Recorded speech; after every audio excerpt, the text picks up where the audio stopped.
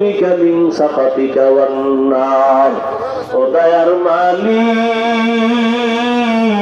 কুদরতের নজর দিয়ে তাকায় দেখি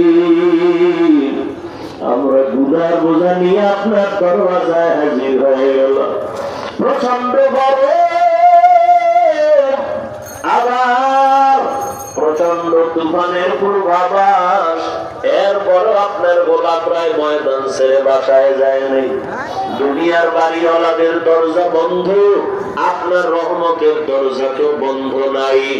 আমরা গুনাহগার, তওবার নিয়ত করে হাত তুলেছি, আর গুনাহ করব না, আর নামাজ ছাড়বো না, বেপরদায় চলবো না, আর দাড়ি কাটবো না, মা বাবার সাথে বেয়াদবি করবো না,